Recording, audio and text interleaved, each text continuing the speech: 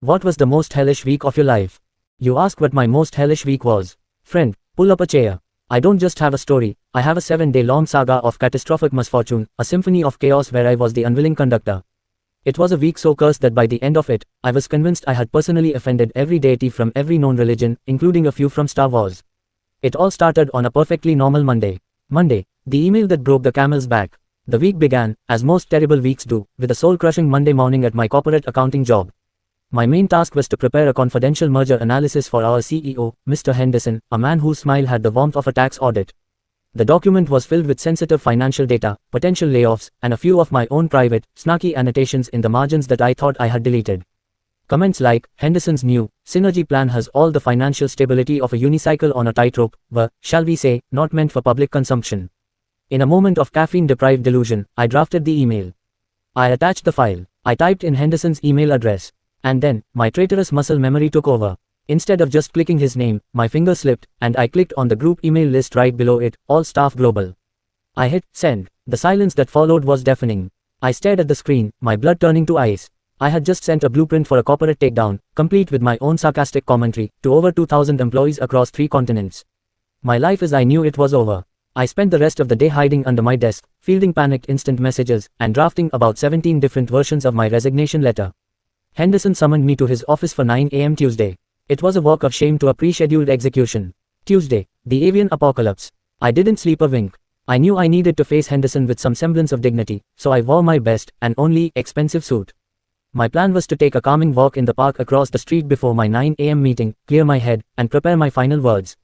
The park was serene, the sun was out, and for a moment, I felt a sliver of peace. That is, until I saw a group of teenagers by the pond, laughing hysterically as they tossed handfuls of breadcrumbs to a flock of seagulls. I thought nothing of it, until one of the seagulls took off and flew directly over my bench. What happened next can only be described as a targeted airstrike. A torrential, semi-liquid, beige and white payload splattered across the shoulder and lapel of my pristine suit jacket. Then another seagull flew over. And another. Soon, the sky was filled with what I can only describe as a squadron of poop-bombing kamikaze birds. It was a scene from a Hitchcock movie if Hitchcock had a fixation on gastrointestinal distress. People were screaming and running for cover. I looked back at the teenagers and saw one of them holding a now empty box with the words, Super Strength Avian Laxatives, printed on the side. They had weaponized irritable bowel syndrome. My suit was ruined. I smelled like a biohazard. And my meeting with Henderson was in 15 minutes. I sprinted back to the office, a walking Jackson Pollock painting of avian despair, and had to face my boss looking and smelling like I had wrestled a sewer monster and lost. Wednesday, the case of the mistaken getaway driver. Henderson, surprisingly, didn't fire me on the spot. He just stared at my stained suit with a look of profound disappointment and told me to handle it. My new mission, retrieve every printed copy of the email and somehow mitigate the damage.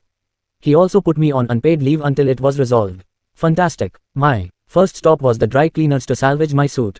As I pulled up to the curb, a man in a frantic state burst out of the jewelry store next door, clutching a small velvet bag.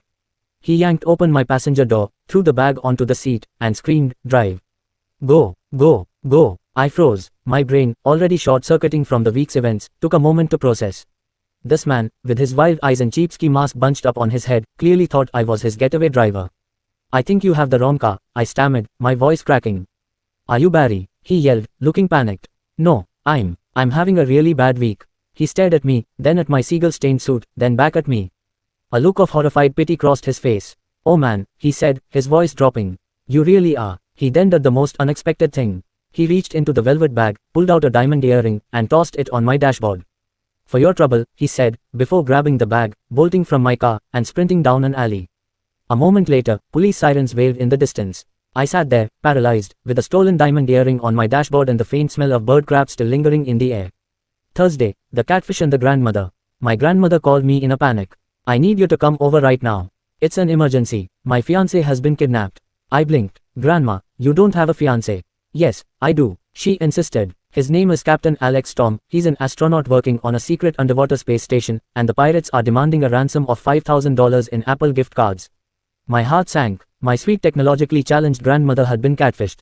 I spent the entire day at her house, gently explaining what had happened. The hardest part was showing her the reverse image search of Captain Alex Storm, which revealed the picture belonged to a Turkish soap opera star. She took it surprisingly well, mostly because she became convinced that the soap opera star was Captain Storm's identical twin brother who was also an astronaut and was trying to warn her. It was a long, exhausting day of digital forensics and emotional support, all while the stolen earring stared at me judgmentally from my pocket. Friday, the accidental proposal. My long-term girlfriend, Sarah, was, to put it mildly, not thrilled with my week. I had been a vortex of stress and bizarre stories. I decided to make it up to her with a nice, romantic dinner at a fancy Italian restaurant. I was going to explain everything calmly: the email, the seagulls, the jewel thief, the astronaut catfish. The dinner started well. Then, I decided to tell her the story about the jewel thief. As a visual aid, I foolishly pulled the stolen diamond earring out of my pocket to show her. Just as I did, the waiter, carrying a massive tray of drinks, tripped over a misplaced handbag. The tray went flying. A tidal wave of red wine and iced tea ascended directly onto our table.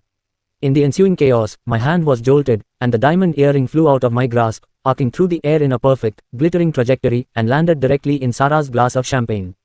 Before I could say a word, she fished it out, her eyes wide with disbelief.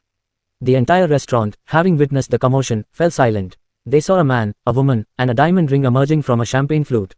It looked like the most ridiculously cliché proposal in history. Someone at a nearby table whispered, "Oh, how romantic," and started to clap. Soon, the whole restaurant was applauding. Sarah stared at me, then at the earring, then back at me, her expression a cocktail of confusion, shock, and fury. I was on my knees, not to propose, but because I had been knocked over while trying to dodge a flying bread basket. The situation had spiraled into a public, accidental, and legally ambiguous proposal involving stolen property. Saturday and Sunday, the aftermath and the unexpected twist. The weekend was a blur of damage control. Sarah and I had the longest, most honest talk of our relationship, spurred on by the sheer absurdity of the proposal. I turned the earring into the police, who thanked me and told me I was the strangest person of interest they had ever interviewed. My grandmother had already moved on to a secret agent who needed gift cards for laser-proof sunglasses. But here's the twist. On Sunday, I got a call from Henderson. The all-staff global email, the one that started my hell week, had an unforeseen consequence. My snarky comment about the unicycle on a tightrope synergy plan had prompted a junior analyst in the London office to rerun the numbers. She found a catastrophic flaw in the merger model, one that would have bankrupted the company in 6 months. My accidental leak, my career-ending mistake, had inadvertently saved the entire company. Henderson didn't fire me. He gave me a promotion. He called my blunder unorthodox but effective corporate whistleblowing. So there you have it. In 1 week, I was professionally disgraced, biologically bombed by seagulls, became an unwilling accomplice to a jewel thief, rescued my grandmother from an astronaut pirate, and accidentally proposed to my girlfriend with stolen goods. And it all ended with a promotion. It was, without a doubt, the most hellish week of my life. And somehow, strangely, it might have been the best thing that ever happened to me.